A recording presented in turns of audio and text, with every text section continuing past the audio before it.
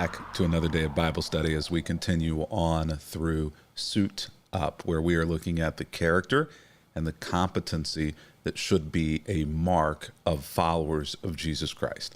As we've said, though, this isn't really just advice for how to live the Christian life well. This is really just advice for how to live in community well, how to live in the world well, how to live in families well.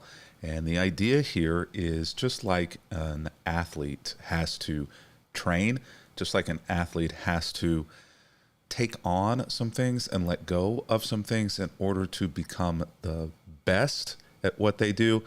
We're kind of looking at life like that as well. Sometimes there are some things that we need to just simply let go of, and sometimes there are some things that we need to put into more regular practice.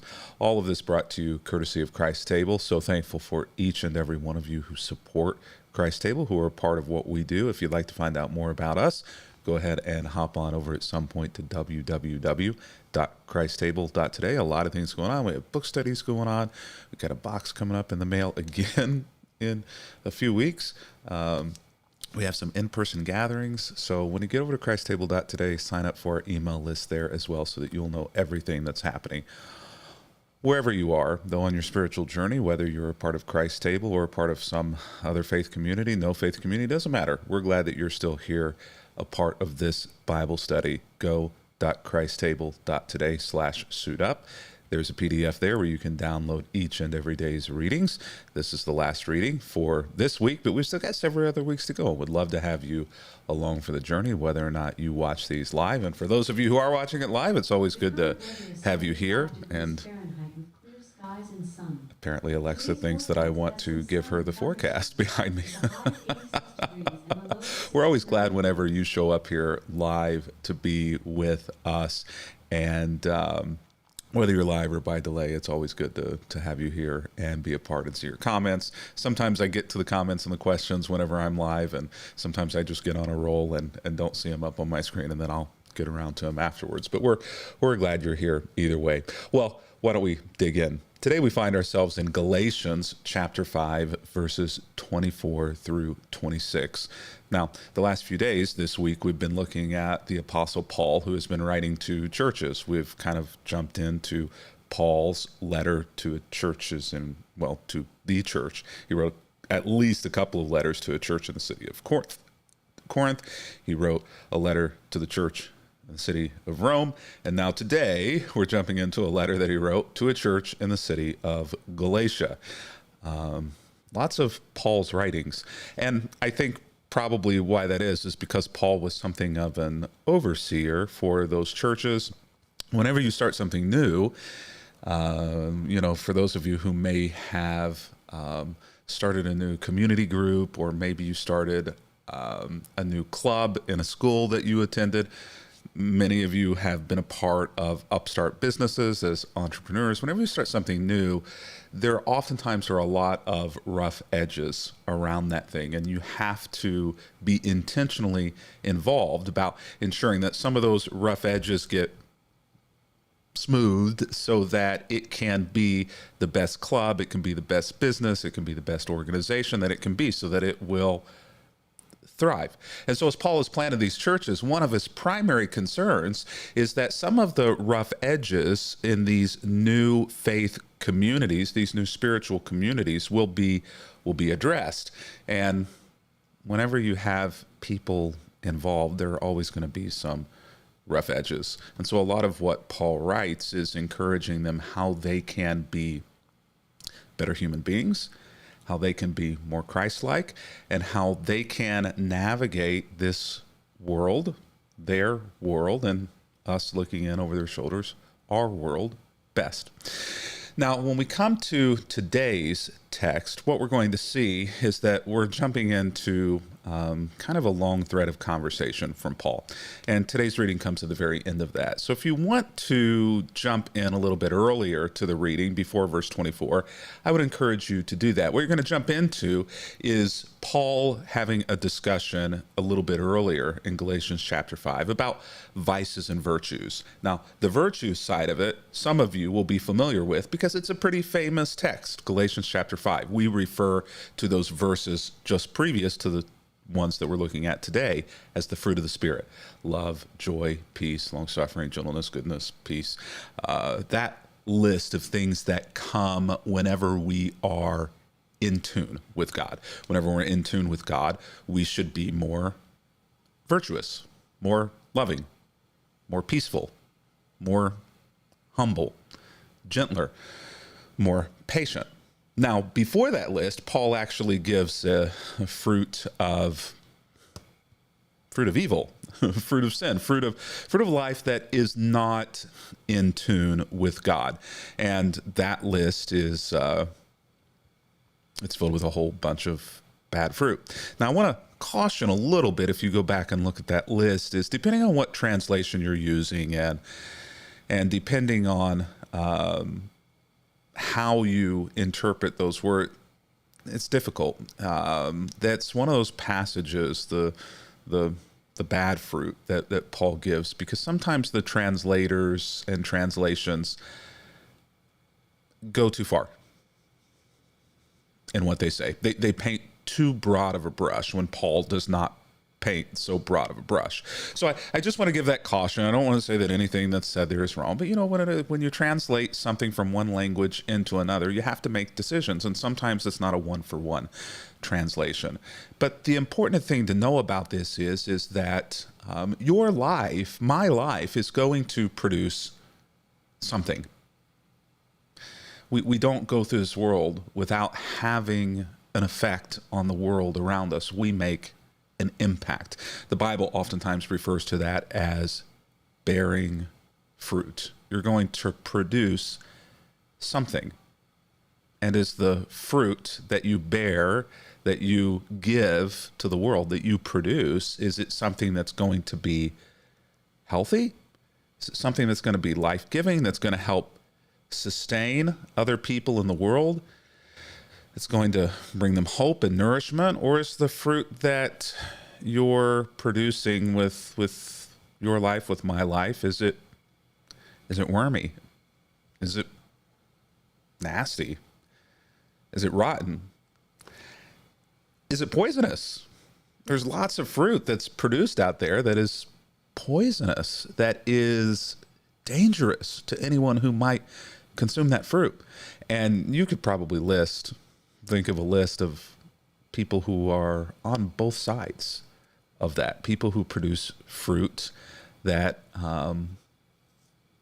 that's healthy, that's wonderful with their life. And those are the people that you gravitate towards and want to be around. And then you can probably think of people who produce nasty, rotten, wormy, poisonous, disgusting fruit. Dangerous. They're the people that you try to avoid. Sometimes in the beginning, it's hard to know, right? Sometimes what looks like good fruit is rotten and nasty on the inside, and you get tricked into taking a bite, into eating it.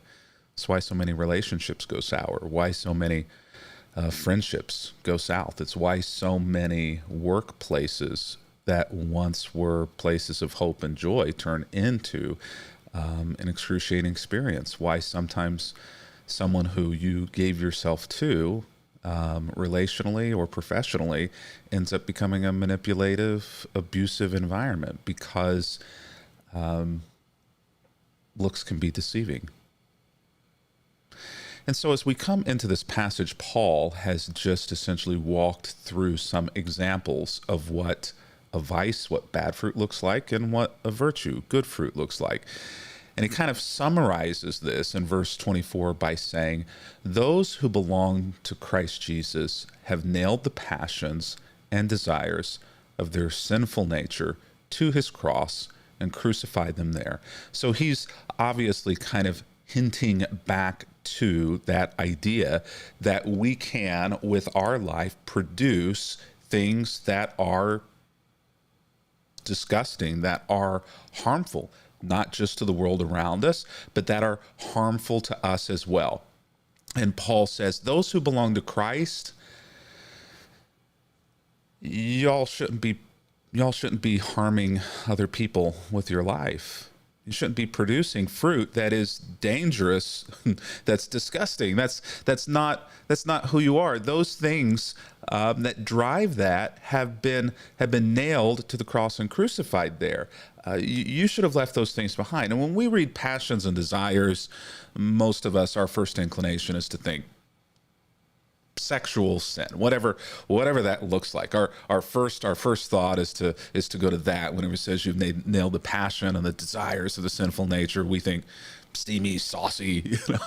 That's what we think of when we read passions and desires, and we think, okay, well, we've nailed our sexual sins to the cross and left them behind, and let's move on.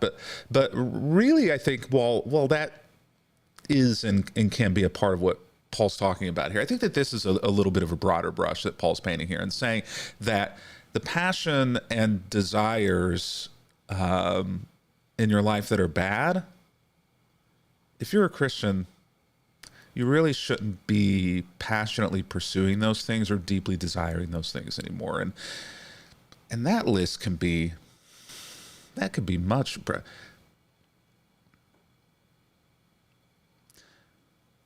Seeking to retaliate and harm someone, seeking to abuse or manipulate another human being,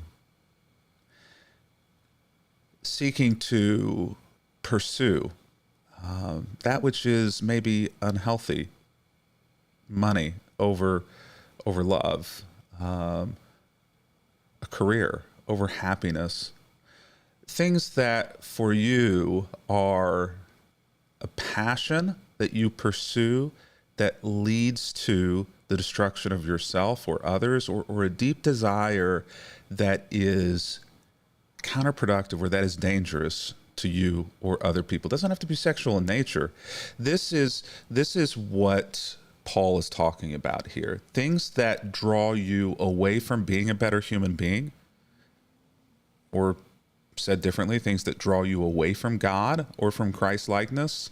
These are the things that have been nailed to the cross and crucified there. Now, Paul is hinting back at some language that he's used earlier there when he says nailed to the cross and crucify them there. But essentially what he's saying there is you've killed those things whenever you began to make a change in your life, to begin to transform, to begin to become a better person, begin to follow Jesus.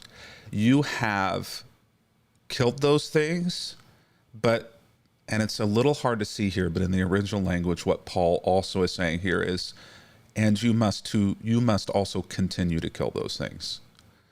You have nailed them through the heart with a silver stake,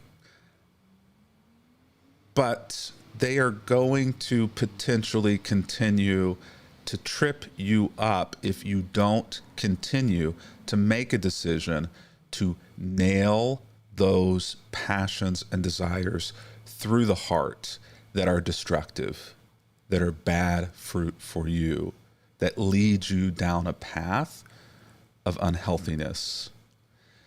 Since we're living by the Spirit, Paul says, let us follow the Spirit's leading in every part of our lives. The image that Paul uses here when he says, let us follow the Spirit's leading, the language is actually the same language that's used in kind of a military formation, whenever you're marching in lockstep and somebody's calling cadence and all the feet are moving at the same time, all of the footfalls are happening at the same time, all the leg lifts are happening at the same time, where everybody is proceeding forward in lockstep with each other.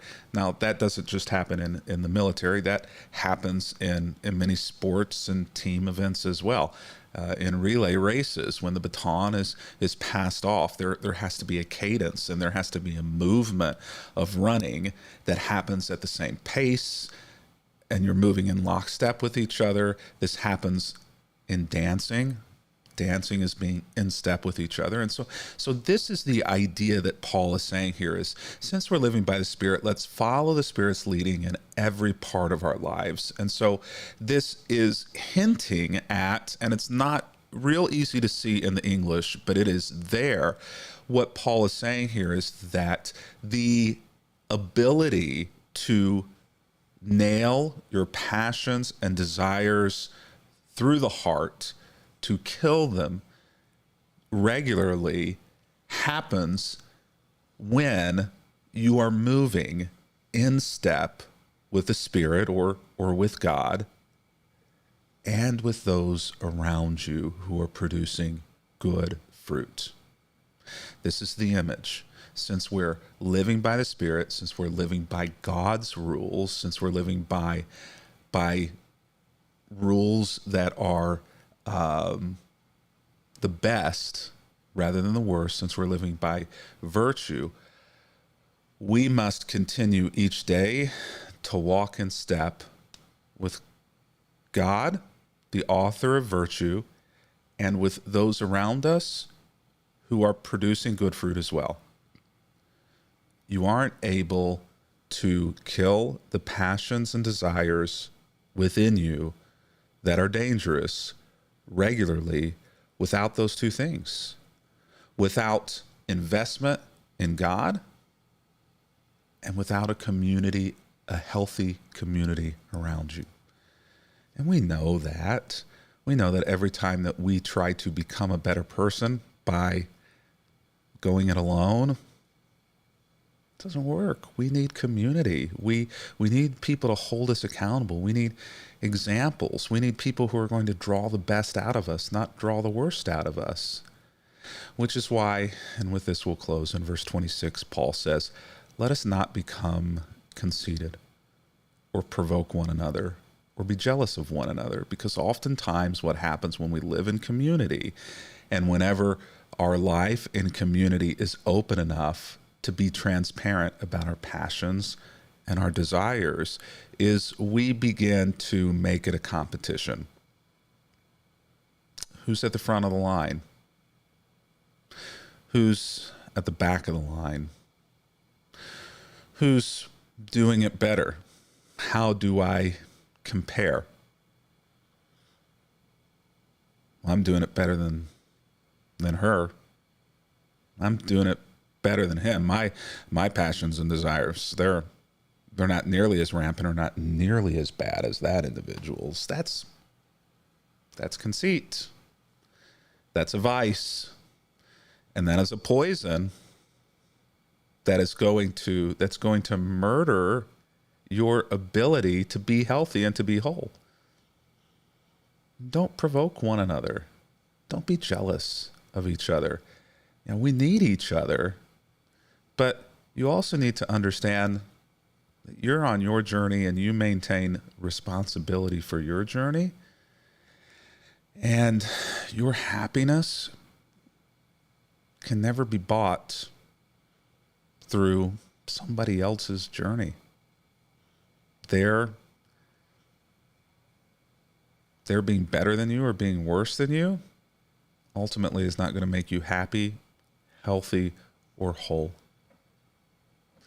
Only you and God can do that.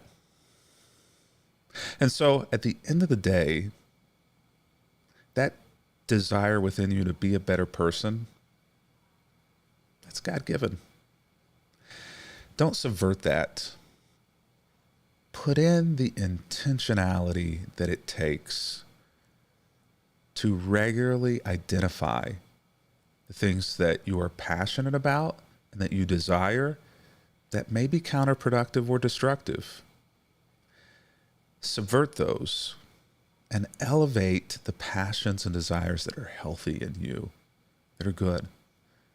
And then make sure that you are placed in a community of faith and a community of people around you that are going to draw the best out of you, that are going to encourage you, maybe by word, but oftentimes just by the way that they live, to live in the same way they do. Until tomorrow.